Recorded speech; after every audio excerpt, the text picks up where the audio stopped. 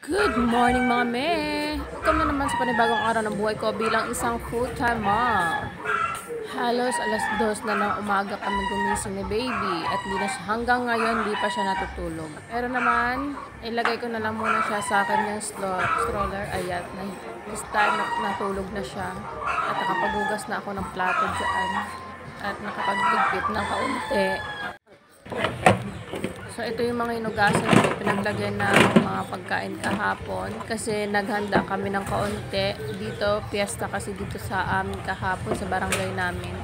Kaunting handa lang yung ang prepare namin. So, ngayong umaga kung inugasan yung pinaglagyan ng mga pagkain.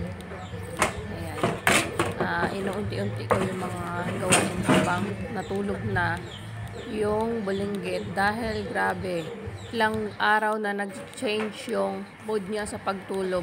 Madaling araw naggising yan mga alas 2 o alas 3 ng madaling araw, tapos alas 6 naman o alas 7 ng umaga na siya matutulog. Talagang groggy ka talaga, walang tulog, or may tulog man mataas na yung 3 oras or 2 oras. So after ko magligpit at magluto, magos ng plato, magluto na rin ako ng breakfast ng dalawa. And then sunod ko na itong mga bote nila na hugasan ko na rin para may paglagyan ako ng ipump ko mamaya na gatas.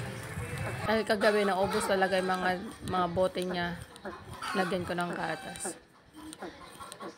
At heto na nga, kumakain na yung dalawa.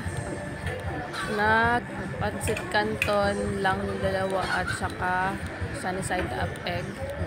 Ayan lang ang request ni kuya.